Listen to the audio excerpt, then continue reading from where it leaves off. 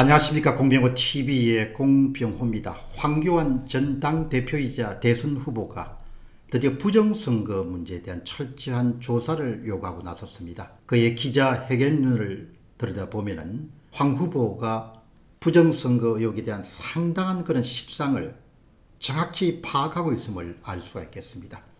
황교안 후보 4.15 부정선거 의혹에 대한 기자회견문 전문 가운데서도 중요 내용을 발췌해서 한번 살펴보도록 하겠습니다. 저는 작년 4월 15일에 치러진 총선 직후 인터넷을 통해서 떠돌던 부정선거 의혹에 대하여서 그동안 거리를 두어왔습니다. 확실한 증거가 없는 상태에서 부정선거 의혹을 제기하는 것이 국민적 정서에 편승해서 패장으로서의 책임을 전가하는, 그리고 국민들에게 혼란을 일으킬 수 있다고 판단했기 때문입니다. 그러나 지난 6월 28일 날 인천 연수구을 민경욱 후보의 선거구에 대한 대부분의 투표용지 재검표 이후에 아주 구체적인 물증을 들어서 제기하고 있는 부정선거 주장은 기존과 다른 전혀 새로운 국면에 접어들었다고 판단했습니다. 황 후보의 4.15 부정선거 의혹에 대한 기자회견문 내용을 여러분께서는 함께 공유하고 있습니다. 재검표 현장에서 확인된 바에 의하면 투표함에서는 정상적인 사전투표 시스템에는 도저히 있을 수 없는 사전투표지들이 대거 쏟아져 나왔습니다.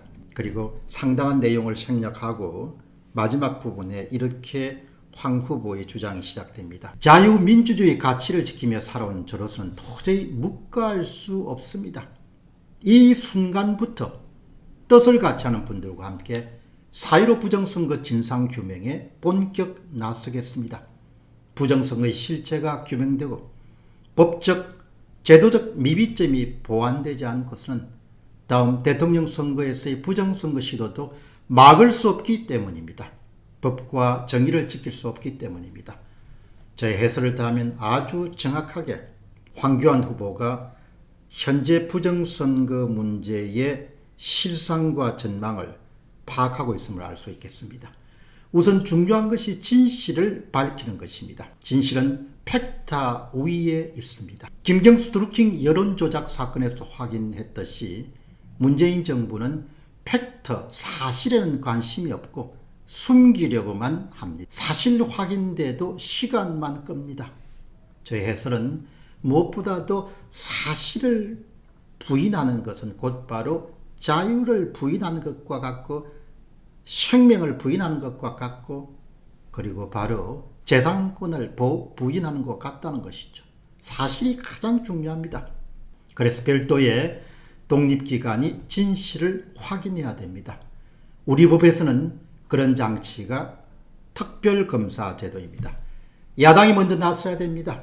야당인 국민의힘의 김기현 원내대표에게 당부드립니다. 지난 총선 부정선거 의혹을 전담할 특검을 제안해서 관철해 주시길 바랍니다. 이것을 통해서 진실을 밝혀 법치와 민주주의를 보존해 주시기 바랍니다. 다가오는 대통령 선거가 또다시 불법 선거로 얼룩지지 않도록 할 수 있는 유일한 대안입니다. 여당은 당연히 이것을 수용해야 됩니다. 정정당당하게 대선에 임하고 올바른 국민의 심판을 받겠다면 말입니다. 그래야 여당이 정권 재창출을 하더라도 정통성 논란에서 자유로울 수 있을 것입니다. 2022년도 3월에 실시되는 대선이 미래지향적 경쟁의 장이 되기 위해서라도 정치적으로 중립적인 특검에 과거 의혹을 맡겨야 될 것입니다. 여야 지도부에 간곡히 당부드립니다.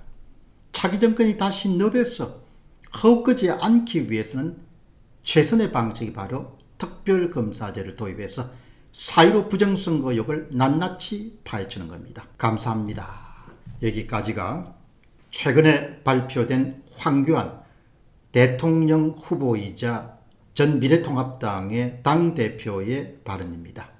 시간을 1년 전으로 한번 돌아가 봅니다. 지난 2020년도 4월 15일 총선이 끝나고 난 다음 저와 일군의 자유애국 시민들은 통계 분석을 통해서 4.15 총선의 광범위한 부정선거가 자행됐다는 결론을 내린 다음에 제 자신이 취한 조치는 세 가지입니다만 이 세 가지 가운데 우선 황교안 전 당대표와 관련된 사항을 말씀드리도록 하겠습니다. 황교안 전 당대표가 경합했던 종로구는 여당이 가장 공을 많이 들인 장소 가운데 하나입니다. 여기서 공을 많이 들였다는 것은 아주 심하게 개입해서 심하게 조작을 해서 반드시 이낙연 후보를 당선시키고 반대로 황교안 당대표를 떨어뜨린 겁니다. 따라서 황교안 당대표가 부정선거 문제를 적극 제기한다면 재검표 결과는 근소한 차이로 황교안 당대표가 종로구에서 패배한 것으로 드러나겠지만 그 자체가 큰 의미가 있다고 생각했습니다. 사실 당시에는 사전투표만 조작된 것으로 가정했기 때문에 근소한 표 차이로, 압도적인 표 차이가 아니고 근소한 표 차이로 이낙연 후보에게 황교안 후보가 패배할 것으로 추정했지만 사실 6월 28일 날 재검표를 보면 당일 투표에서도 적지 않게 손을 댄 흔적들이 발견됐습니다. 그렇다면 현재를 기준으로 보면 승부를 알 수가 없습니다. 그러나 승부가 어떠하든지 간에 부정선거를 했다는 것만으로도 종로구는 선거 무효 소송의 대상이 될 수밖에 없습니다. 그렇기 때문에 황교안 당대표를 어떻게 하면 설득할 수 있을 것인가 이런 부분에 대해서 고심을 했습니다. 사실 선거가 끝나고 부정선거를 두고 여러 가지 이야기가 떠들 당시에 부정선거 문제를 밝히는 데 큰 기여를 한 바실리아 TV의 조슈아님 그리고 제 자신 그리고 제 아내 세 사람은 늦은 시간에 부정선거에 대해 중요한 단서를 제공하는 경상도의 어느 분을 만나기 위해서 밤새 차를 몰고 내려갔습니다. 경상도의 한 장소에 모여서 전문가들로부터 충분한 입증할 수 있는 부정선거를 입증할 수 있는 그런 자료를 받고 또 설명을 들었습니다. 그 모임을 통해서 전문가의 설명을 통해서 그 당시에는 4.15 부정선거에 대한 부분이 상당히 혼미한 상태였습니다만은 우리 일행들은 다시 한번 부정선거를 확신하고 밤을 새서 서울로 올라오던 길에 아마도 저는 죽전으로 기억합니다. 새벽 한 4시 무렵에 황교안 대표와 통화하기 위해서 황교안 대표의 댁으로 직접 전화를 했던 적이 있습니다. 워낙 사안이 위급하고 황 대표에게 빨리 알려야 됐기 때문입니다. 황교안 전 대표의 최측근과의 통화에서 씨알이도 먹혀 들어가지 않음을 우리는 확인하게 됩니다. 그리고 몇 시간 이후에 동해안에 휴가를 가 있는 오세훈 후보와도 전화통화를 시도한 바가 있습니다.